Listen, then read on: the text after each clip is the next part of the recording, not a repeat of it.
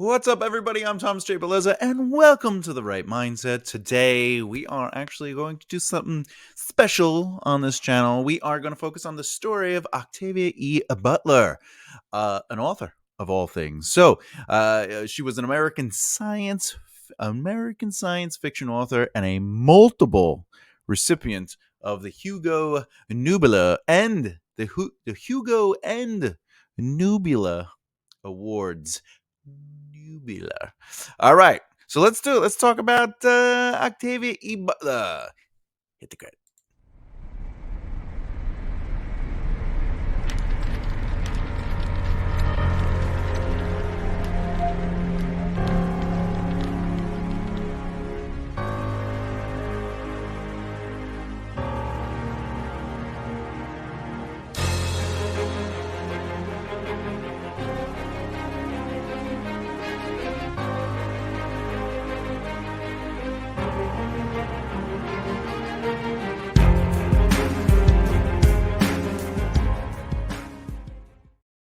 All right, this is a special episode because, sometimes we have to acknowledge who has come before us, who is currently making strides, and who's changing the industry, not just for writing, but, society as in general. Like, how powerful is the written word? How powerful can an author be, right?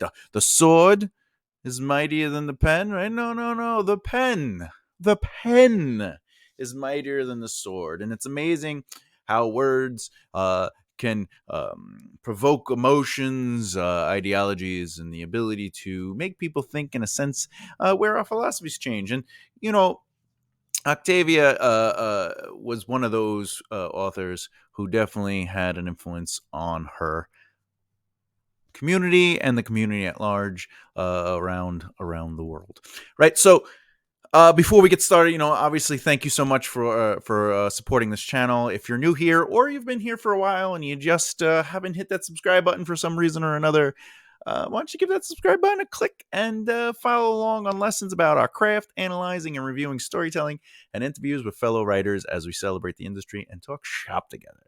Remember to hit the bell icon so you don't miss out. And as I said, today is going to be about the story of Octavia E. Butler.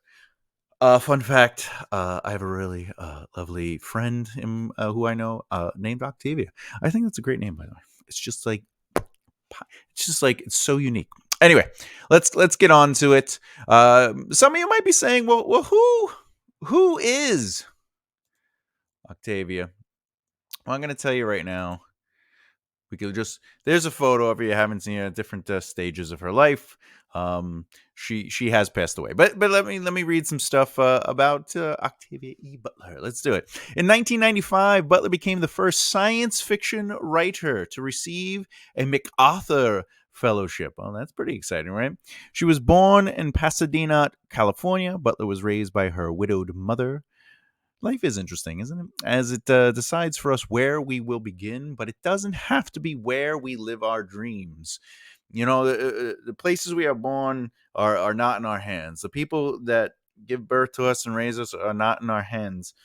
And yet, the way we take what life gives us and how we give back to life in general and add such value, even once we leave, it's a nice element to the human experience that we can connect even beyond the world that we left, right? So some things to keep in mind: Octavia E. Butler worked as a telemarketer, a dishwasher, and a potato chip inspector.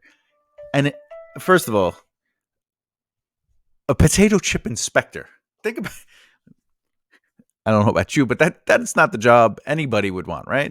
So, but among other temporary jobs, she had to do what she had to do to make ends meet. I hear it often, people giving up on their dreams to be a writer or anyone in entertainment in general. They have these doubts of themselves, their situations, their existence, the things that are outside of their control sometimes. And what they'll do is they'll change their dream to satisfy their position. They'll choose to do things that are not necessarily what makes them happy, that doesn't fulfill them. And someone that has received many awards, has definitely been someone that has inspired other people, has definitely been a force in the world of writing. Uh, they started literally as a telemarketer, dishwasher, potato chip inspector, and other jobs. The thing is, never, well, I should say, let me be more positive. Let me not use a negative word like never. Always find the truth in your life and be willing to sacrifice and aggressively jump towards the things that matter most to you. Connect to the world you want to see. Become the change you want to see in the world. And the trick is not to focus. Uh, it's the trick to success really is not to focus on that one egg of opportunity, but to create a path to success. We don't all begin a career where we wish. We don't all begin a career where we wish we could be within that career. Like, let me say that again. We don't begin a career at the level or in the position that we foresee ourselves in that career. For example, if somebody as a writer might be thinking, I want to be a writer making a living writing, getting to write my books, my stories, and I want to be able not to have another job. I just want to afford my life on my creative endeavors. You don't start there. No one does. No one just starts at the top. Brad Pitt didn't start at the top. Steve Jobs did not start at the top. Individuals that have become amazing elements within their fields, amazing became these pillars, these goals, these inspirational life nodes, one might even say, where like we want to hit these points. You don't start there. You have to work towards it. And, I'll always define success as making a living within your field of interest. The living is not a lifestyle. Lifestyle is obviously, the things we want versus the things we need at the time and making those sacrifices. Why? Because a living is affording an average monthly overhead. That's how I foresee success. But with that, I know that you need the network market practice. You need to build and cultivate relationships to establish a strong circle of influence. You need to market yourself to create what your brand is and establish impressions on people so they acknowledge who you are. And of course, practicing is not just your craft, but understanding the industry and industries around that industry and understanding what you can strengthen, how to utilize your strengths and weaknesses to add value sets to the tables you're invited to. Now, obviously, networking is about who you know, but marketing is about who knows you, and practice is about knowing yourself so you can be willing to take those chances. So it's really beautiful that someone like Octavia was not hindered to embrace the truth of who she was because she was a potato chip inspector. You know what I'm saying? Because she's more. She, just like you or anyone else in the world, are more than the thing you do, right? Things that really define the strength and power of hers. She would wake up at like 2 or 3 in the morning to write. So she had these jobs, these crazy jobs, and she would still wake up at 2 or 3 in the morning to write. The sacrifice is how we make time for things we need to accomplish for our soul, right? And it's about doing a little at a time. Octavia woke up early. Imagine complaining about getting those 15 to 30 minutes in a day to work on your stories, right? Success begins with the action we take, not us focusing on the walls holding us back. What I really think is beautiful about this element, this factoid about Octavia, is she found solutions to the things that were technically her walls, the things that made it quote unquote difficult to write, the things that made it difficult to voice her soul. And she found solutions. Yeah, it's harder to wake up at 2 or 3 in the morning to write. It's harder to have multiple jobs and try to focus on building a career. But it's easy to fall back on the passions. I should say it's easy to fall back on instant gratification or the hope of instant gratification, and just become reserved in your pursuit to that journey, to succeed in that world, and just say, you know what, I make enough money here. I need to focus on money right now. I need to focus. This is a long shot, right? Or I don't have time to write it. Like, to fall back on those self doubts is a lot easier than sacrificing and moving forward. So I think that's something that was so beautiful about her existence, is that inspirational action she took, and which I'm sure there's a majority of people out there that deal with dyslexia, but despite her dyslexia and several years of nothing but rejection, Butler refused to give up on writing, scribbling down mantras of success to inspire herself. And that's the thing, we have to talk ourselves up. That's a really great lesson that she has given to this world, is, uh, you know, no is not the end, right? A rejection is not the end. And for your first yes is not necessarily, think of it this way. No is not the end, but yes is really not the beginning, right? Because you have to fight through all of that rejection to get to that one yes. And you will have plenty of yeses and nos in your life. Each one could push you forward, some to the side and others backwards. Perseverance through adversity is telling of who you are capable of becoming. Find the strength within, find the strength by following the mentalities, the mantras of those that have come before us, standing on the shoulders of giants, one might say. And I think it's it's easy to say, hey, work harder than your doubt. uh, but someone who suffers from chronic or persistent depression, as it's called today, persistent depression. There's days where it's difficult for me to find the energy to do anything, right? Um, Yet I'm in this position. I am where I am. I found ways, and it's never easy. Life for anybody is not easy. We all have our walls. We all have things pushing back on us. And I personally think that you deserve the passions that live inside you. You deserve to have the ability to spread your voice through creative endeavors. Um, and when I see people accepting the no's or accepting the rejection or finding ways to make excuses for the things they're not passionate about because it's instant gratification, I weep for them, because I want to see everyone succeed. I want to see people try and hear the voices of people.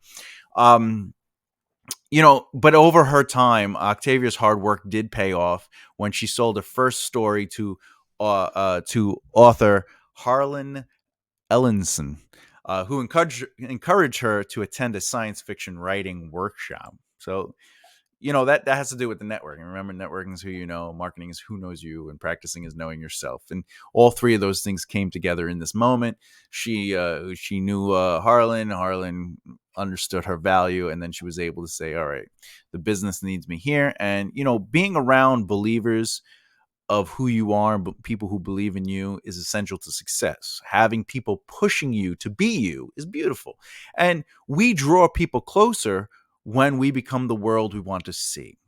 Ultimately, what that means is, if you want to be encouraged and you want people to support and elevate you and love you and show that beauty, you yourself have to encourage others, help others, work with others, and you have to add the value of true compassion to those circles, and true compassion will find you.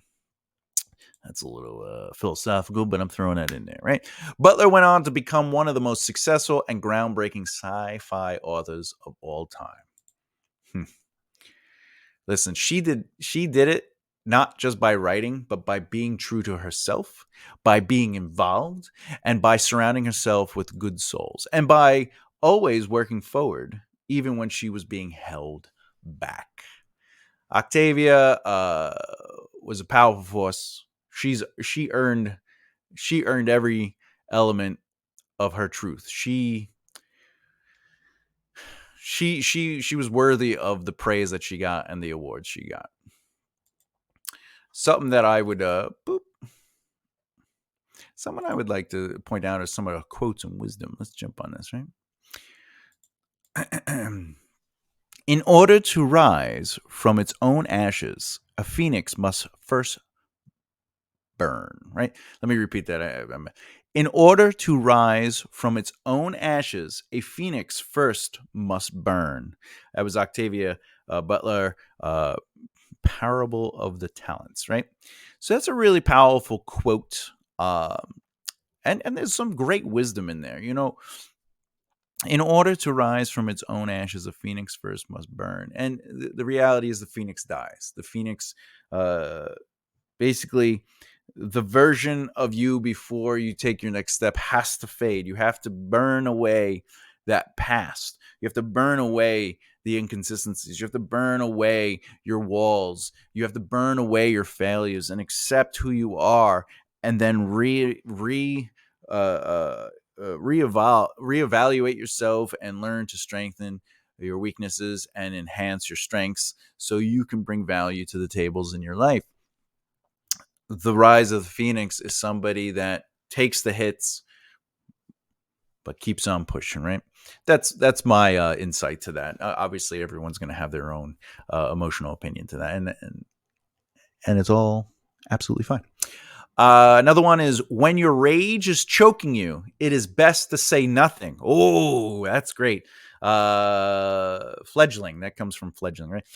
When your rage is choking you, it is best to say nothing. That's so powerful. When your rage is choking, it's best to say nothing.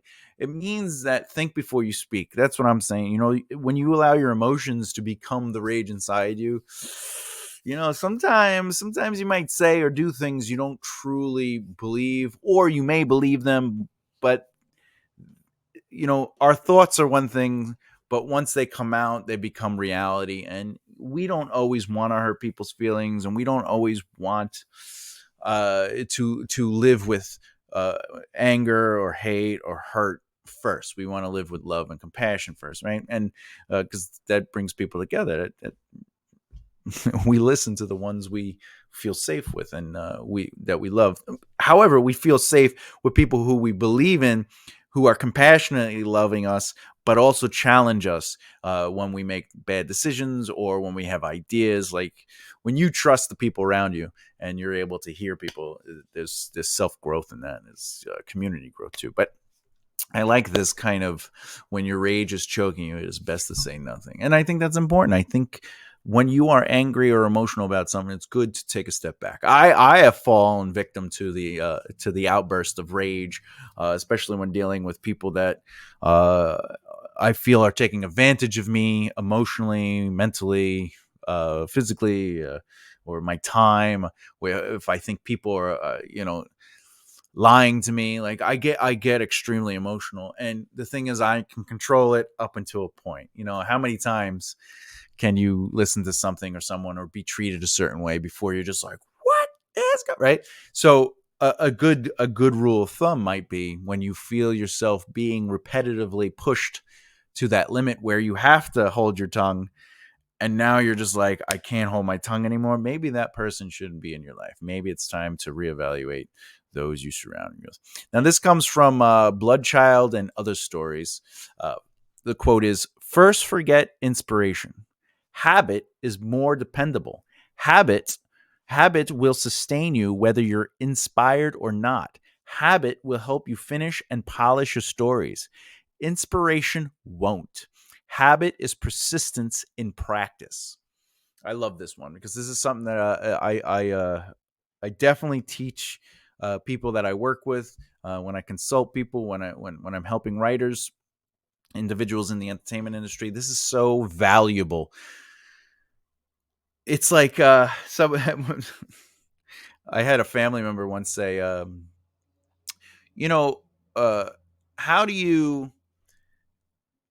It must be difficult being a writer for hire, because how do you write? Like, doesn't it take a lot to be inspired? And I was like, well, I don't get paid to be in. I was like, I don't get paid to wait for inspiration. Being paid I'm being paid because I am inspired. Like, I have to be inspired, right? Like, writers, especially when you get hired to write, you don't read or write on your time when you're being paid to accomplish a certain task. If you have a script and the script is due on a certain day, if you're being hired to reevaluate a novel, there are due dates for a reason. One, because of urgency. Two, for there's many reasons.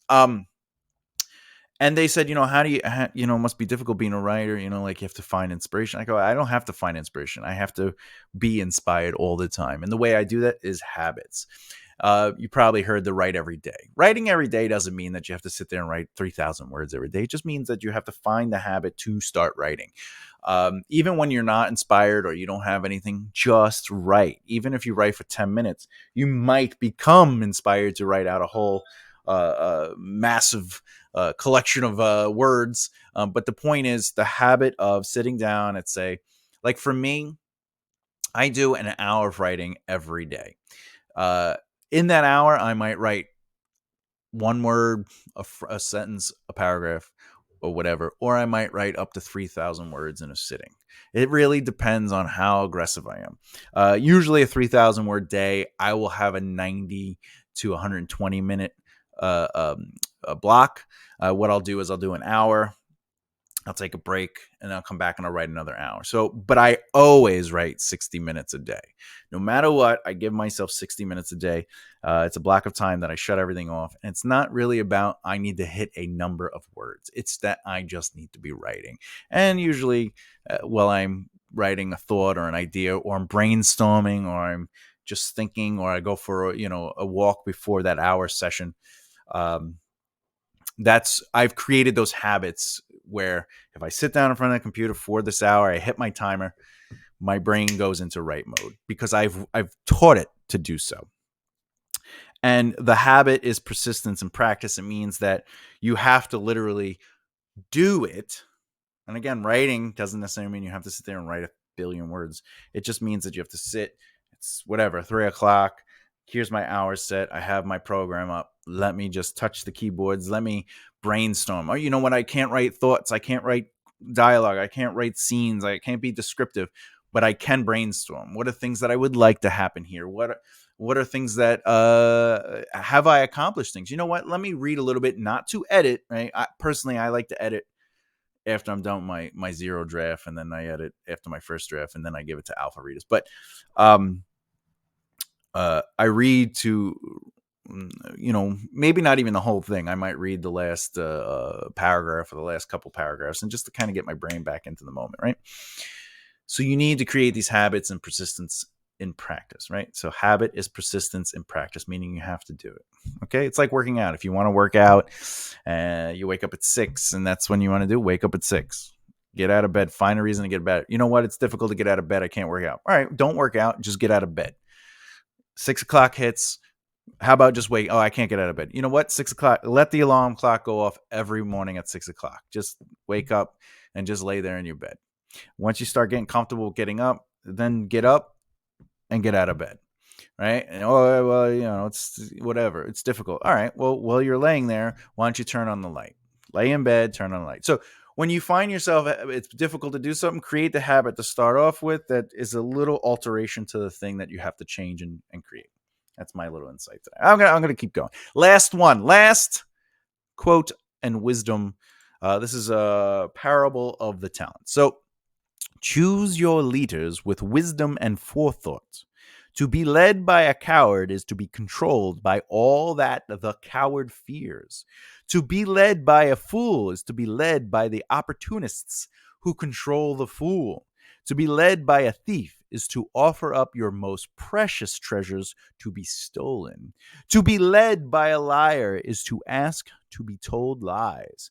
To be led by a tyrant is to sell yourself and those you love into slavery. That's so powerful. So powerful. And I'm not even gonna give my opinions on that. I'm not gonna try to think deeper. I want you to hear those words, and I want you to kind of reflect and allow that to radiate within you, because it's to me, it says so much. It says so much, and I think it's important. final thoughts on this amazing human being. All right. Octavia Estelle Butler. I hope I'm saying that right. Estelle. Estelle. Yeah. Octavia Estelle Butler was born June 22nd, 1947, in Pasadena, California. She left this world on February 24th, 2006, which is, long time ago. Lake Forest Park, Washington. That's where she passed. She left us the world. Octavia was known for authoring several award-winning novels, including Parable of the Sower, which was a New York Times notable book of the year. Parable of the Talents in 1995. Oh, that last book was 93. Parable of the Talents was 1995, winner of the Nebula Award for the best science fiction novel published that year. What made her books amazing, really? It wasn't because she wrote the books. It was because she had something to say in those books.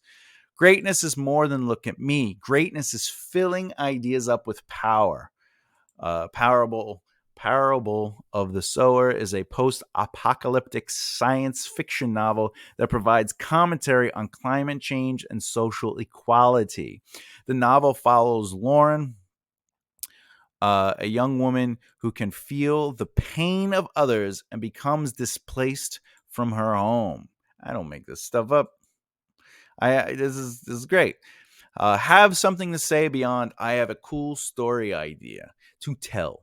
Let your personal truths, codes of honor, concerns, wonders, feelings on things, life experiences, and all that drives you fill the stories you write. A book is more than words when it has something to say. This is why her work is now taught in over 200 colleges and universities nationwide. Purpose fuels interest, connection, and emotional relationships. Does that mean you can't write your epic fantasy with space dragons? Absolutely not. It means even an epic fantasy with space dragons can say something more. The book is the backdrop to possibilities. So is the story itself. These are your themes, your missions, your purposes all laid out in the reality of these fictional worlds. And that's how you say something. What are the themes you want to talk about? What is your mission to elevate the world around you? And what is your purpose beyond this book is entertaining? Brand, remember I said network market practice? Marketing encompasses designing a brand. That brand is your missions, morals, and purposes. What you do and what you put your energy into has to say more than this is a great story or this will be entertaining or I wrote this, so I believe in the story. You should believe in the story. Say something. Say something with your stories. There's only so many stories you could tell, but the variable of your perception and your ideas and your beliefs and your love and your wonders and your discouragement and all these emotions go through your stories. So have something to say. Place something of depth in your stories, even if it on the outside, on the black backdrop of it all, is just a sci-fi book about space or a sci-fi book about the apocalyptic end of the world. There has to be something more, and that's why people connect to authors such as Octavia E. Butler. There's something more in what she writes. She's saying something more, and I think that makes a great writer. Is one, it's more than just the story. You are in it saying something. The next video in this series will be, well, we're going to hear some advice from author Isabel Allende. Well, I'll fix that next time. About how we must show up to be present and able by being capable in our writing journey. So we're going to hear some advice from author Isabel Allende. Question. Who's an author where their journey as a writer inspired you? let me know in the comments below. And obviously, if you want to learn more about improving your craft, a little insight on the industry, and hearing from fellow authors, especially through the Right Mindset podcast, then hit that subscribe button and press the bell icon so you don't miss out. Anyway, as always, keep developing the right mindset. I'll see you next time. Bye.